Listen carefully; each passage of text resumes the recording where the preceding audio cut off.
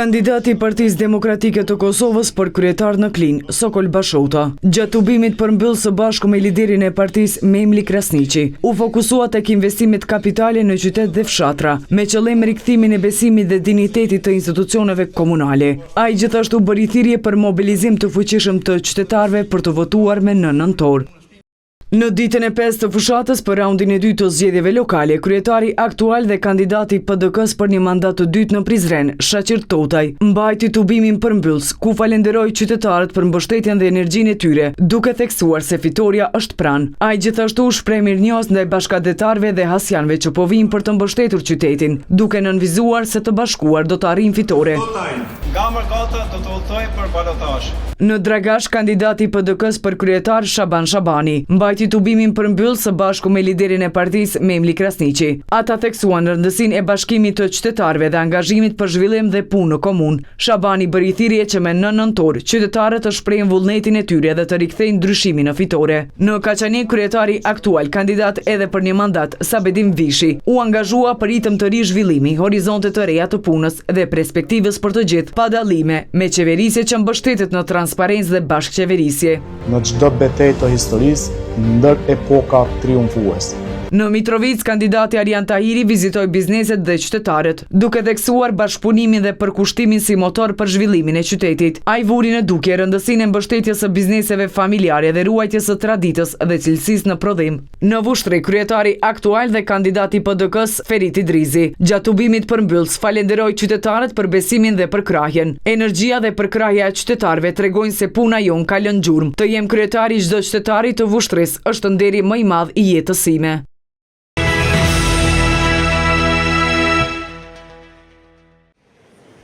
Kryetari aktual i Prishtinës dhe kandidati për një mandat të dytë nga radhët e Lidhjes Demokratike të Kosovës, Përparim Rama, mbajti tubimin përmbyllës të fushatës në Pallatin e Rinisë dhe Sportit, ku ishte i pranishëm edhe lideri LDK-s, Lumir Abdigjiku.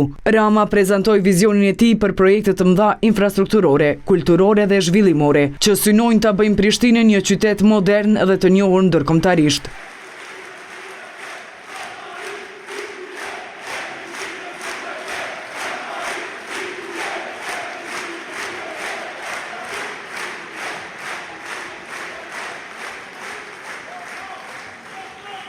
Në Fushë Kosovë, kandidati i LDK-s Besnik Osmani ka prezantuar projektet kryesore që synojnë përmirësimin e infrastrukturës në komunë, përfshirë ndërtimin e një rreth rrotullimi.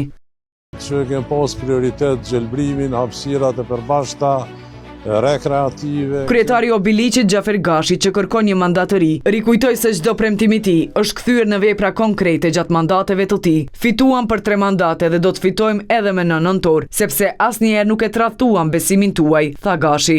Gazmend Muhaxhiri, kryetar aktual i PES, kandidat edhe për një mandat, ka rikujtuar punët e realizuara gjatë mandatit të tij në këtë komunë, si dhe punët që po bën në infrastrukturë.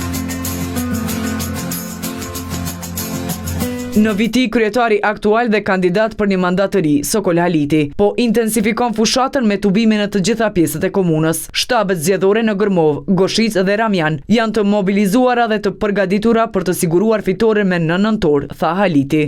Në Junik, kryetari aktual dhe kandidat për një mandat të ri, Rushdi Shehu, ka ngritur një padi ndaj Agronkuqit dhe AAK-s për deklarata shpifse. Ai ka siguruar angazhim të shtuar të policisë dhe monitorim 24/7 për zgjedhjet e 9 nëntorit, duke ftuar qytetarët të ruajnë qetësinë dhe të dalin për të votuar në mënyrë të sigurtë.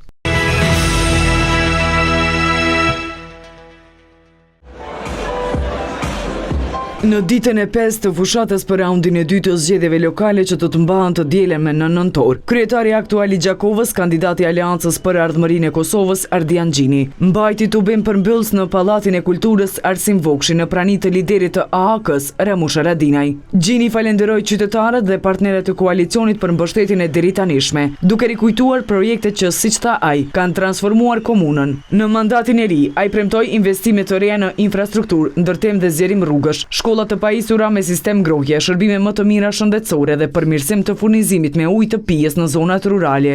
Gjithë ju që jeni këtu dhe gjithë ata që na ndjekin, është ndjenjë mirë, mi u drejtu edhe një herë, me bisedu bashkë, edhe më po gati për dielen, faleminderit edhe një herë, faleminderit shumë gjithë dhe që jeni këtu. Në Suare, kandidati për një mandat të dytë Bali Muharremaj u shpreh se forca e tij qëndron tek mbështetja e popullit, duke theksuar se obligimi vetëm është puna. Në tubimet në Leshan dhe Grejkoc, ai kërkoi besimin e qytetarëve për ta vazhduar, siç tha ai, rrugën e projekteve të nisura në infrastrukturë dhe shërbime lokale.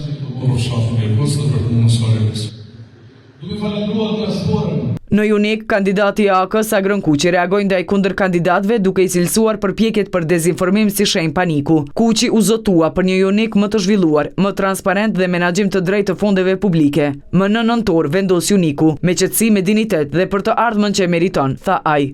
Ndërsa në Rahovec, kryetari aktual Smajl Latifi mbajti tubimin përmbyllës në shkollën fillore Sabedin Hajda, ku falenderoi qytetarët për mbështetjen dhe premtoi vazhdim të projekteve zhvillimore në çdo fshat e çdo lagje të komunës. Besimin që ma dhan do ta kthej me punë, rezultate dhe projekte që do ta çojnë Rahovecin përpara, pa lëndë askëm prapa, u shpreh Latifi, duke ftuar qytetarët që të votojnë numrin 174 më në nëntor.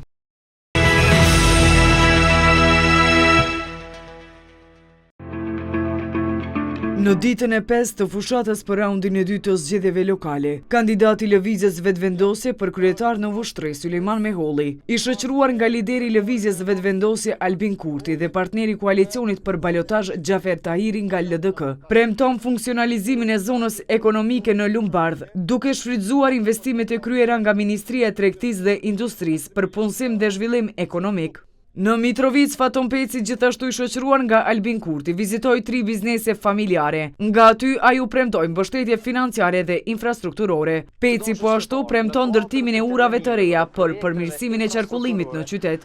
Në Prishtinë, kandidati Hajrullah Çeku konfirmoi mbështetjen e alternativës dhe apeloi për mobilizim maksimal për balotazhin e nëntorit, duke theksuar rëndësinë e ndryshimit dhe zhvillimit të kryeqytetit. Në Gjilan, kryetari aktual dhe kandidati Alban Hyseni diskutoi me gratë e Zhegrës mbi rëndësinë e përfshirjes së tyre në vendimarrje dhe rolin aktiv në zhvillimin shoqëror. Në viti, kandidati i Lëvizjes Vetëvendosje Arsim Ademi njoftoi për koalicionin me Aleancën për Ardhmërinë e Kosovës si një hap drejt një qeverisje më të përgjegjshme dhe transparente. Ardi Angola, kandidat për kryetar në Gjakov, premton modernizimin e bujqësisë me sera, sisteme ujitje dhe mbrojtëse kundër breshërit, duke përdorur energji të pastër. Në Prizren, Artan Abrashi së bashku me partnerët e koalicionit vizitoi zonat Has, Anadrin, Kuril, Rali dhe Dardani. Ai theksoi se mesazhi i qytetarëve është i qartë. Prizreni është gati për ndryshim dhe për një qeverisje që punon me përgjegjësi dhe sjell rezultate konkrete. Kandidati i Lëvizjes Vetëvendosje për kryetar në Pej, Taulant Kelmendi, ftoi mbështetësit e partive të tjera për të bashkëpunuar në ndrimin e qeverisjes lokale. Ndërsa në Obiliq, kandidati Halil Thaçi premton investime në nënkalem, rreth rrotullime dhe infrastrukturë që lidhet me fshatin Plemetin dhe qytetin për lehtësimin e qarkullimit.